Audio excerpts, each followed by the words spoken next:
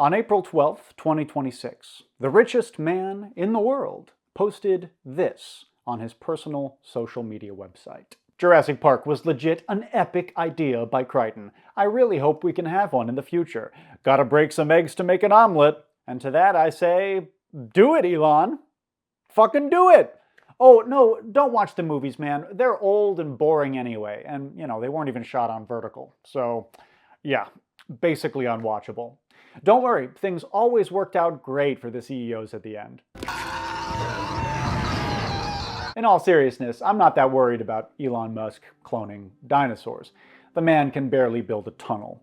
But it says a lot about the shocking lack of responsibility possessed by the man-children shoving our society headlong into techno-feudal dystopia that this limp-dicked Bond villain would threaten this, even in jest. What makes this deliciously ironic is, of course, that Jurassic Park is all about the imbecility and short-sightedness of men just like Elon Musk. And that's not some kind of anachronistic presentist read. The film speaks directly to the anxieties of hypercapitalism in the digital age, which was well underway in 1993. It's profoundly concerned about technology advancing faster than ethics, about our machines and creations alienating us from our labor, our humanity, and our connection to nature. This new program's incredible. A few more years development and we won't even have to dig anymore. And Jurassic Park isn't just about technology. The film itself is a landmark of cinematic innovation. Famously, the visual effects team of the first movie broke new ground by bringing dinosaurs to life using CGI rather than stop motion for certain shots, a decision which revolutionized big-budget filmmaking and cemented these charismatic animals in the imagination of a generation. Today, when we think of dinosaurs, we think of Spielberg's monsters. This incredible fucking movie and its underrated sequel, The Lost World, we won't talk about the third one, were staples of my childhood, as I'm sure they were of yours. And for my money, they've only gotten more relevant in the years since. But at the same time, there's definitely something timeless about the story that Spielberg, and I guess Crichton too, are telling here. Stop me if you've heard this one. A brilliant but self-involved man discovers the key to the creation of artificial life. Heedless of the consequences, he animates a monster which he quickly discovers he cannot control. The monster, an uncanny synthetic being with no place in the natural order, turns on its creator, taking away everything he holds dear and leaving a path of death and destruction in its wake. Here's a quote from the 1818 novel Frankenstein, or The Modern Prometheus, by friend of the channel Mary Wollstonecraft Godwin. In this scene, Victor Frankenstein is a precocious young kid at university in Ingolstadt, burning with an ambition to make great discoveries and change the world. And the person talking is his chemistry professor. The ancient teachers of this science promised impossibilities and performed nothing. The modern masters promise very little. But these philosophers, whose hands seem only made to dabble in dirt, and their eyes to pore over the microscope or crucible, have indeed performed miracles.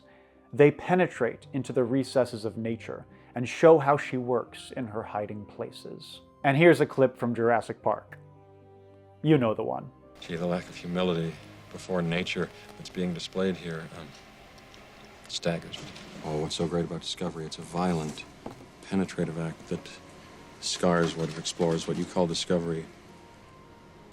I call the rape of the natural world.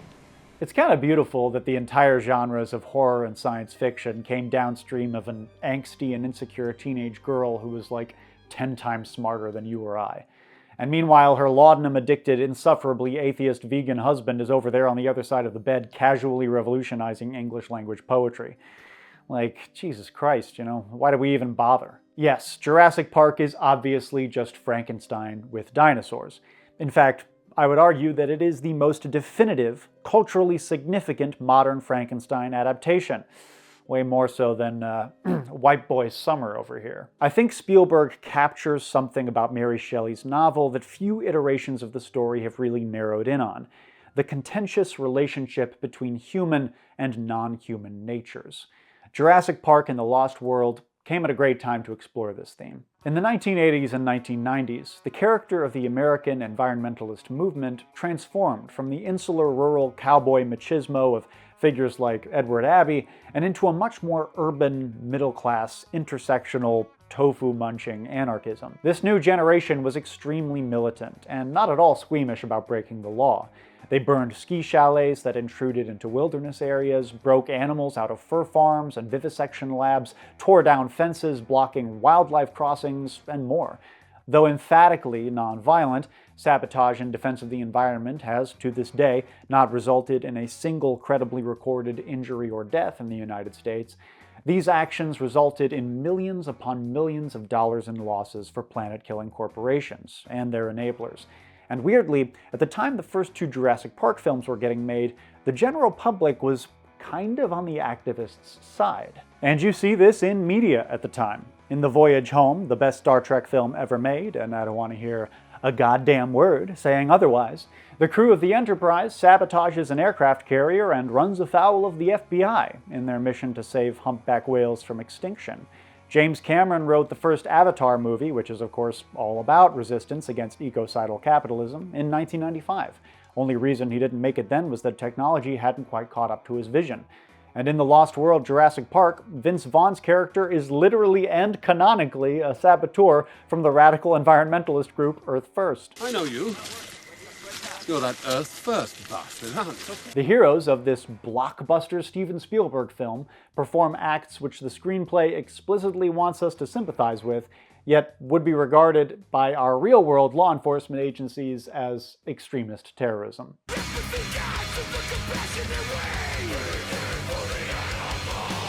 I do think it's absolutely hilarious that Vince Vaughn in this movie is like a super macho dude who joined Greenpeace for the chicks and is always confronting people and going like, "You wanna go? You wanna fucking go, man?" I know a lot of environmental activists, and yeah, no, he should be a highly neurotic they-them in a battle jacket who's always recommending you books of theory and can't talk to people. Are you looking for a problem? I found you, didn't I?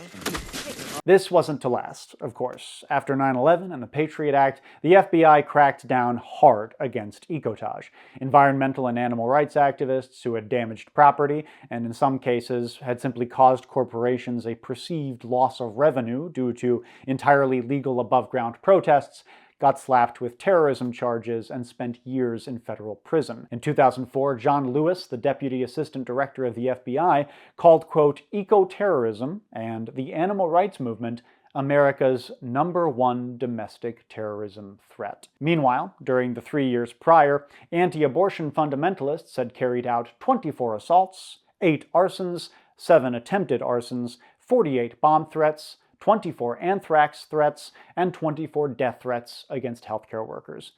None of these crimes are recorded by the FBI as terrorist acts. And the first two Jurassic Park movies exhibit a kind of environmental politics that was very specific to that late 20th century milieu, a preservationist mindset that essentially argued that the processes of nature tend toward balance, and that over the course of history, humans had completely extricated themselves from the process of natural selection.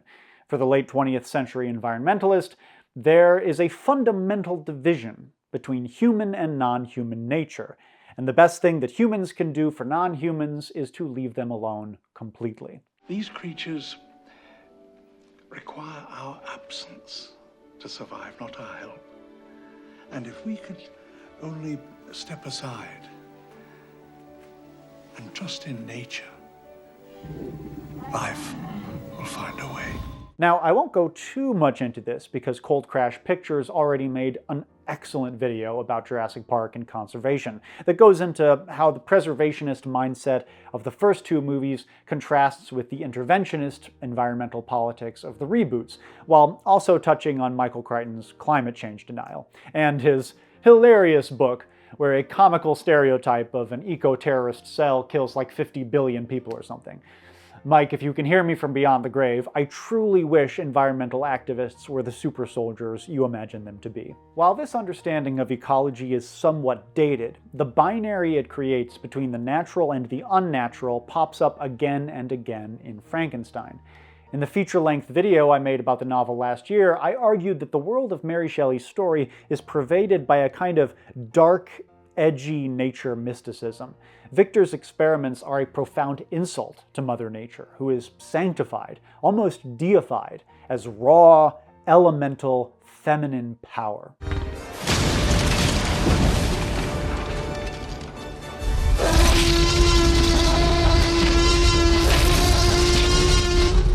And I think this speaks to one of the most common emotions people feel when they watch these movies, a deep sense of wonder. One of my favorite parts of Jurassic Park is that cut between Laura Dern standing up in the Jeep to the towering CGI Brontosaurus.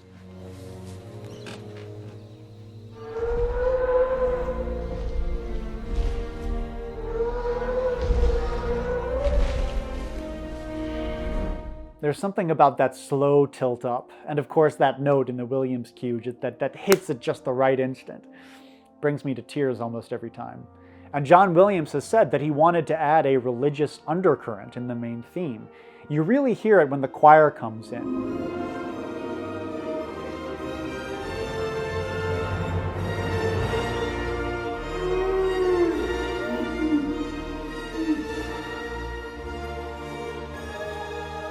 And that final cadence is so reminiscent of a hallelujah.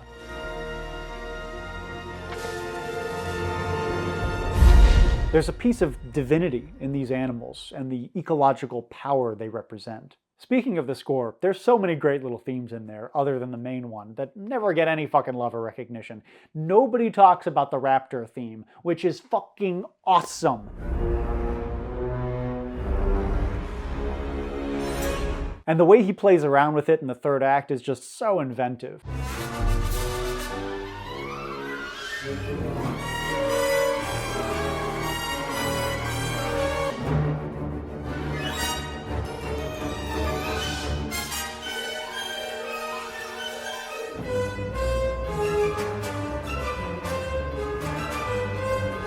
It's kind of like how the main theme of Jaws is so overdone and overplayed, but the barrel chase theme slaps so much harder.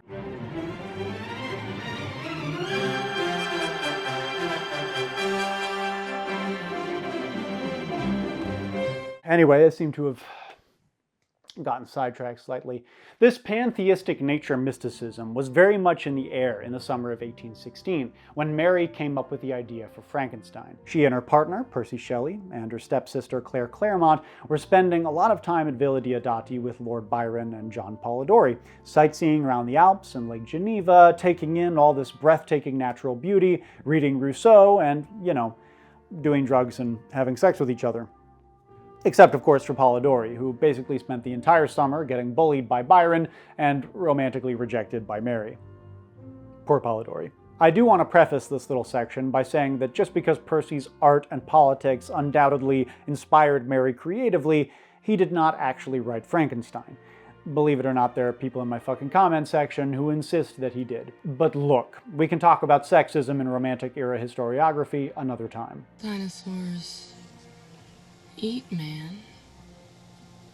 Woman inherits the earth. Byron wrote the third canto of Childe Harold's Pilgrimage that summer, and you can really see that mysticism pop up in some of those verses. Not vainly did the early Persian make his altar the high places and the peak of earth o'er-gazing mountains, and thus take a fit and unwalled temple, there to seek the spirit, in whose honor shrines are weak, upreared of human hands.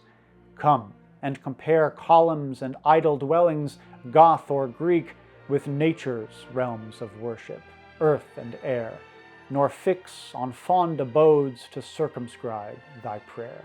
God damn, that sister fucker could write. Percy, who I'm just gonna call Shelley because that's what everyone called him, even his wife, was always very into that hippy-dippy stuff. He was a staunch atheist, but had a very poetic, Carl Sagan-esque appreciation for the beauty of a chaotic universe.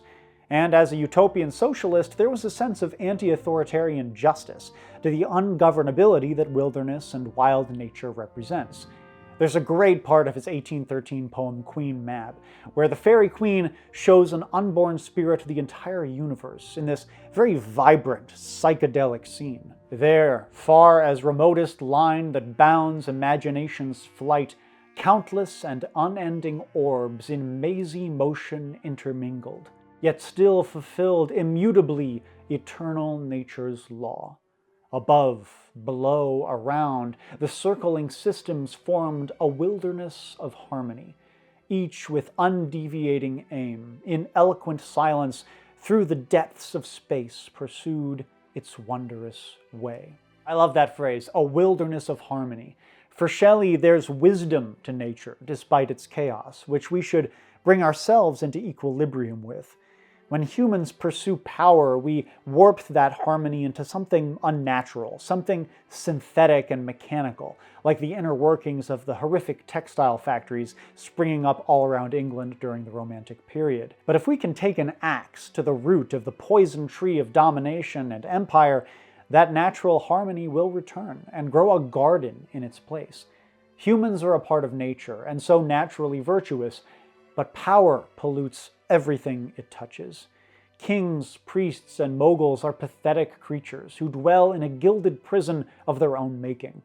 The drive for dominion, quote, makes slaves of men, and of the human frame, a mechanized automation. Are these characters autoerotica? In Frankenstein, Mary adds to that idea by showing that when we try to bend nature to our will, when we penetrate into her hiding places, nature naturally won't cooperate. Uncanny, severe weather is a persistent motif in Frankenstein. Victor famously brings the creature to life on a dreary night of November in the midst of a terrible thunderstorm. We see it in Jurassic Park, too, in the hurricane that strikes Isla Nublar and ruins all of Hammond's carefully laid plans. It's divine retribution, Mother Nature performing her own little bit of ecotage to empty the dinosaurs' cages and foil the designs of power-hungry men. Not to mention that the dinosaurs actively resist their own enslavement. When Hammond dispatches the other characters on the park tour, the animals refuse to appear to entertain them. Because, you know, they're living beings with their own instincts and priorities, not fucking tourist attractions. In Jaws, Spielberg shot his killer shark like a Melvillian monster. Not just malevolent, but borderline supernatural. An enemy of mankind who urgently needed to be hunted and destroyed. But in Jurassic Park, the dinosaurs are largely portrayed as sympathetic. Some of them could even reasonably be described as characters whose choices drive the narrative. Don't the monsters come over here? They're not monsters, Lex. They're just animals, and these are herbivores. Like Frankenstein's creature, these animals are chimeras. They're not actually really dinosaurs. They're a conjoining of the DNA of multiple species into something that has never actually existed before. I could go on about this, but I think it would be a lot more fun if I tapped in somebody who's made her name talking about monsters and why we love to hate them. Here's Mariana from the Morbid Zoo.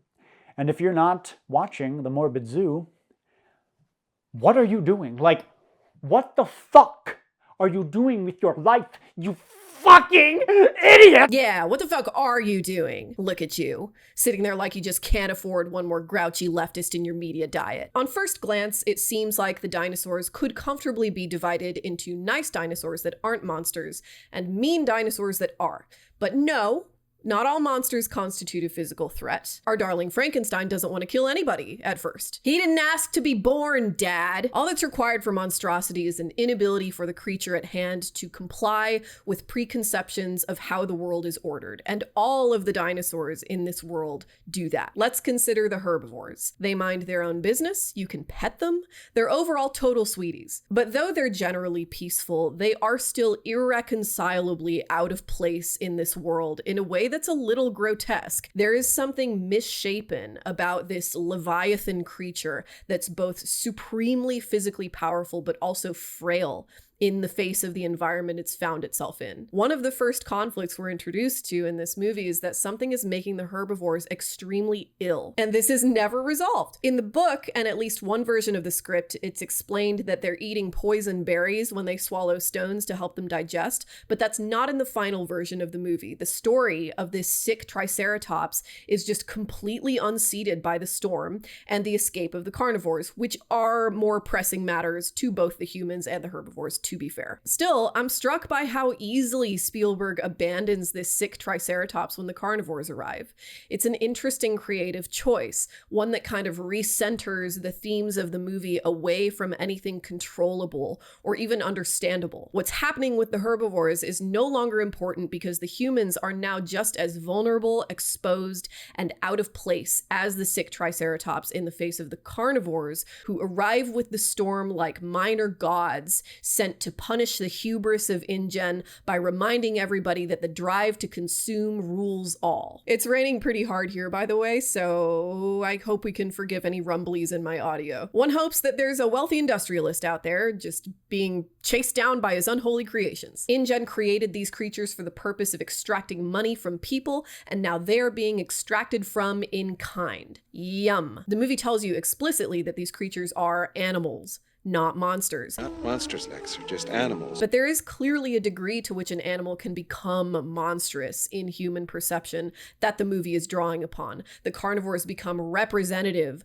of a violence that transcends biology and enters the realm of meaning. It's a similar theme Spielberg is working with in Jaws. It seems like there's a point in the human psyche where any normal animal can become a monster. There are certain creatures that activate our imaginations in ways others just don't. In his book Monster of God, David Quammen makes the point that it's not enough for an animal to kill a human to qualify as a monstrosity. Elephants, hippos, even dogs kill people fairly regularly, but they just don't command the same kind of panic that makes people persecute animals they specifically think might want to eat them. What I'm asking you to contemplate are the psychological, mythic, and spiritual dimensions, as well as the ecological implications of a particular sort of relationship. The predator-prey showdown between one dangerous, flesh-eating animal and one human victim. That relationship, I believe, has played a crucial role in shaping the way we humans construe our place in the natural world. The kind of primal meaning Spielberg was tapping into in Jaws was one the American society he grew up in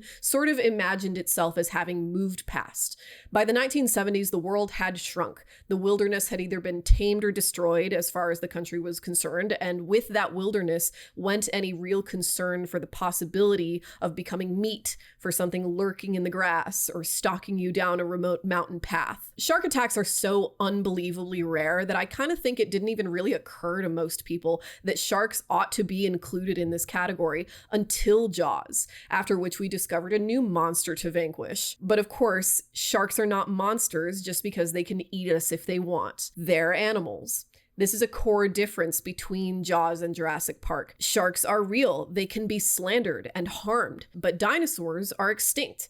We can't do any damage to them, so what humans think about them, whether within the world of Jurassic Park or without, says much more about us than it does about dinosaurs. This is important, I think. Jurassic Park reads very much to me as a sort of answer to Jaws, an expression of what Spielberg was trying to do in that movie that he couldn't quite succeed in due to sharks being real. It's just too easy in Jaws to blame sharks for how the movie made you feel about sharks, to project a human artifice onto an animal completely unjustly, and in doing so, completely miss the artistic point of the movie, which is very simply to have a good, fun, spook show time. Spielberg has been very open about how much he regrets Jaws' effect on the world. The cratering of shark populations that followed that movie was not something he either foresaw or condoned. In a BBC interview in 2022, he said, "That's one of the things I still fear. Not to get eaten by a shark, but that sharks are somehow mad at me for the feeding frenzy of crazy sport fishermen that happened after 1975. I truly, and to this day, regret the decimation of the shark population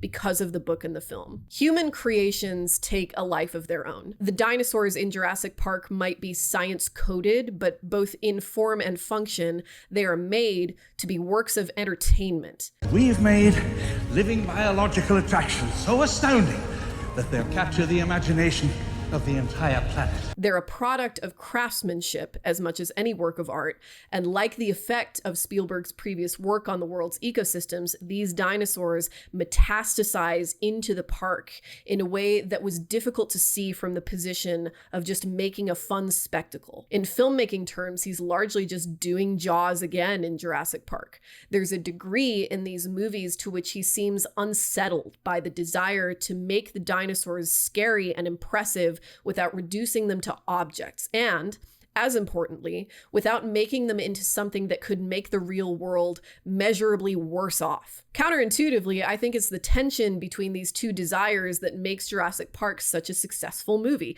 The suspense is so good because the contradiction between whether the dinosaurs are good or bad never reaches any kind of resolution. But I also think this is secretly kind of a triangular tension. Two of the prongs are the relative goodness and badness of the dinosaurs, and the third prong is Spielberg's personal desire to be himself a good artist and person. In the movie, Hammond is kind of a Walt Disney figure. He's affable and optimistic, a visionary. Unlike the book version of Hammond, this Hammond is the sort of benevolent capitalist we had come to expect industrial tycoons to be in the 90s, not unlike Spielberg himself, who is one of like 5 people total to basically become Disney's equal in developing American culture as a product that could be packaged and exported abroad. He has seen the result of this work and doesn't entirely like it, but he also seems to have a hard time reconciling this fact about himself. In Jurassic Park,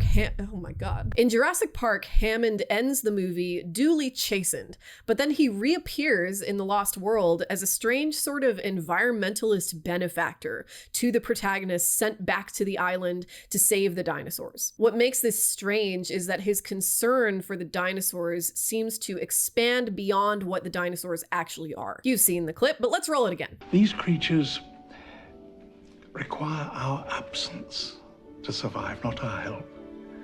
And if we could only step aside and trust in nature, life will find a way. Hey, what are you talking about? The dinosaurs aren't nature. You literally made them. You did that. They're suffering because of you.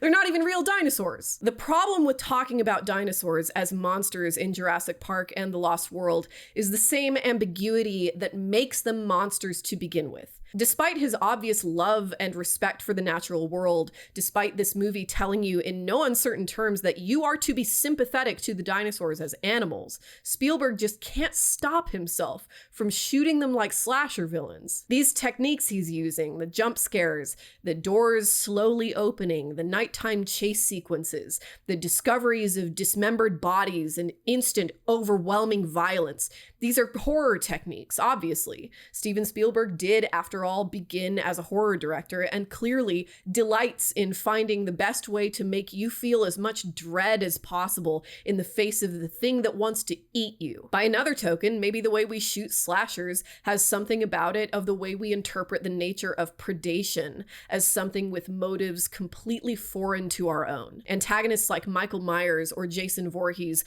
wordlessly barging into their victims' lives as an unpredictable calamity, what we often call a force of nature. Steven Spielberg is kind of imprisoned by his own talent in this way. He wants to say something specific about nature and its intrinsic value, but the artistic tools that come most naturally to him are really only capable of spectacle. In director and writer Julie Taymor's words, a spectacle is something that has no value beyond the moment, which is essentially what underpins most of American culture in the 20th century. It's the reason Steven Spielberg was so perfectly positioned as an artist to define American filmmaking techniques for so long. This doesn't have to be a bad thing. Spielberg makes great movies, but it's good to be aware of the social contexts that allow Spielberg's movies to be great. Taymor was talking about the ephemeral nature of theater in that quote, but spectacle works differently in a medium like film, where the spectacular can be repeated as many times as the spectator wants. We have a word for a permanent spectacle. It's called a fetish. It becomes an item of anxious fixation, a locus to package all your unresolvable complications into. Spectacle kind of can't help but imply a certain kind of violence or chaos in this way. There's the pre-9/11 disaster porn, but also the giant synchronized dance numbers described in Krakauer's Mass Ornament, these shifting designs we construct seemingly for the purpose of watching them dissolve into something else, or into nothing at all. The audience is always a step removed from that chaos. This is the job of spectacle, to replicate the sensation of a shattering earth minus any actual danger. This can make for pretty fertile philosophical soil. The freakiest thing about the world Jurassic Park creates, at least when Spielberg does it, is that our conjuring of these beasts also changes who we are in turn. To the herbivores, we become a figure of torment and cruelty, since a predator at least still needs to eat. To the carnivores, we become calories. Neither are how we'd like to see ourselves. Perhaps we're the monster.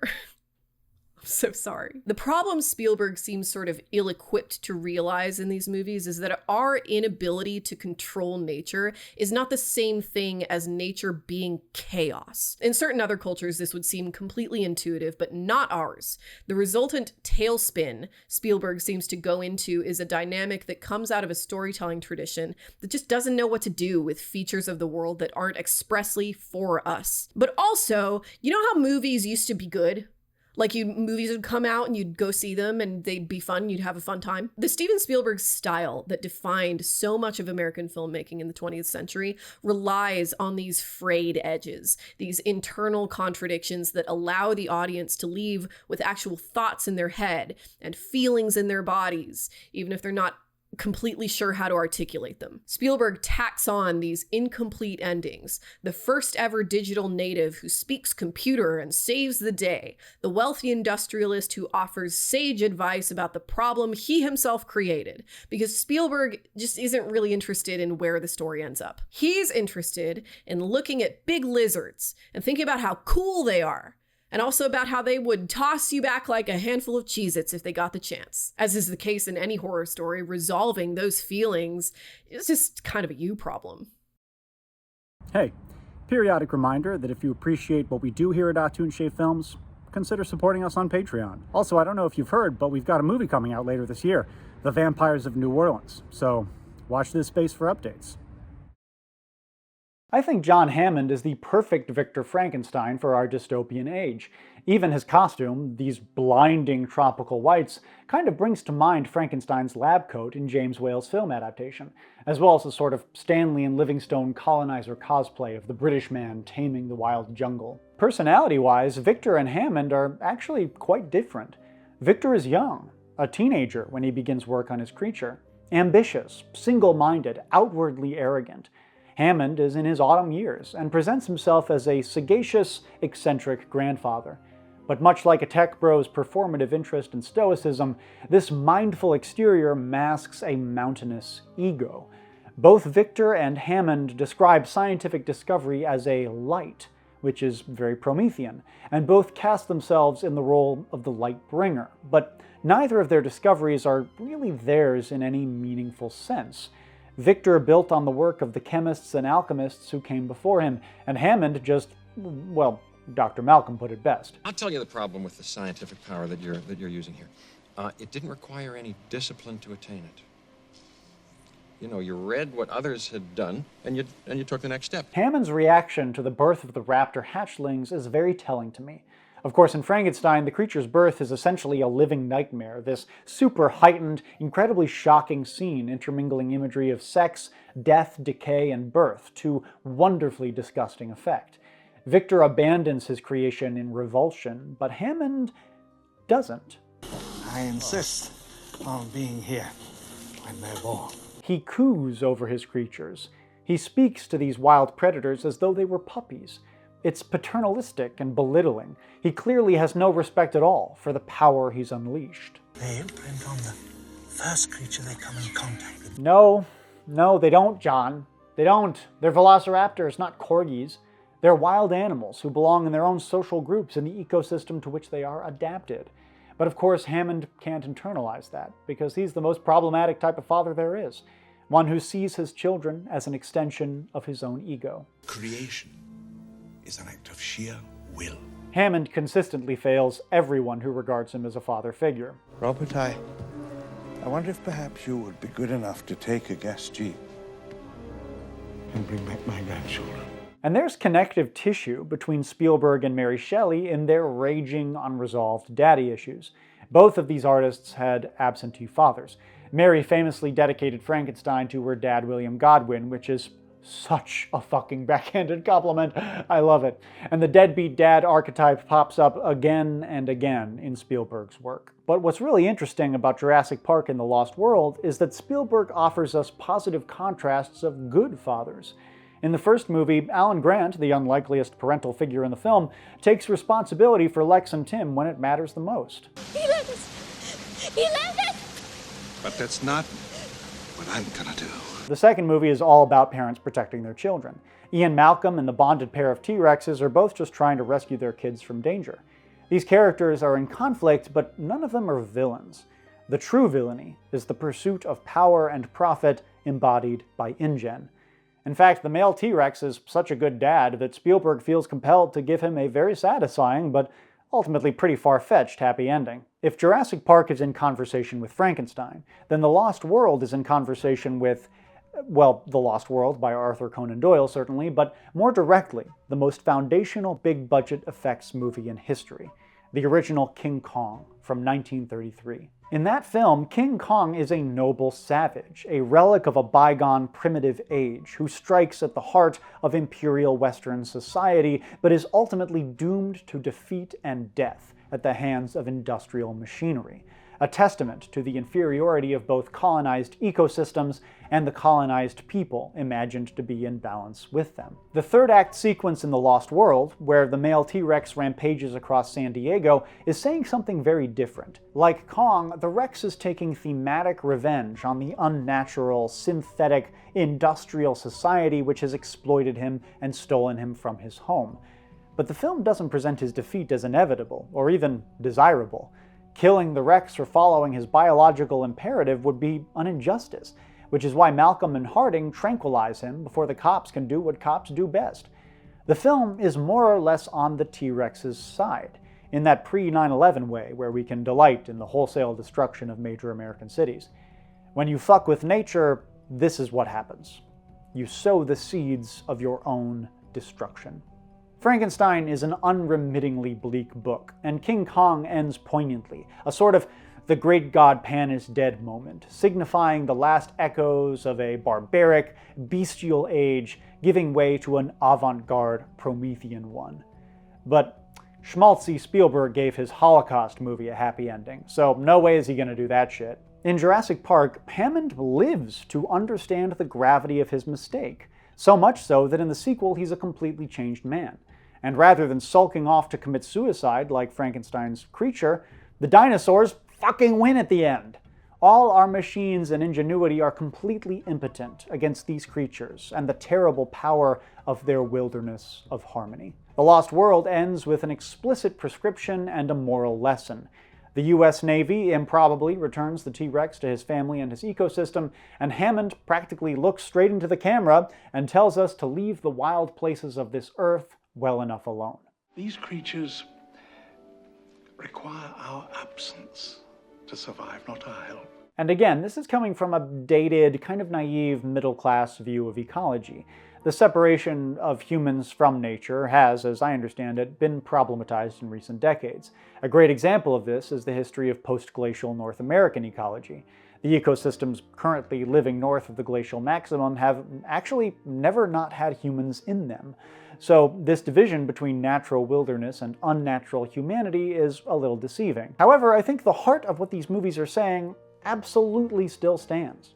We need to stop sticking our dicks where they don't belong. We need to use our amazing gifts of intelligence and ingenuity to create technologies which will enhance the common good, not inflate the egos of pathetic little rich men. And, for fuck's sake, we need to radically rethink our relationship to the creatures we share this planet with, because I don't know if you've heard, but we are currently, at this very moment, wiping most of them out. Human industrial activity is causing the biggest extinction event since the dinosaurs. And if the ecosystems that we depend on to survive go, I've got bad news for you, so will we. If we keep leaving the John Hammonds of this world in charge, Mother Nature will, at the end of the day, shrug us off like a bad cold. It might take 65 million years for her to bounce back, but, as we all know, life, finds a way.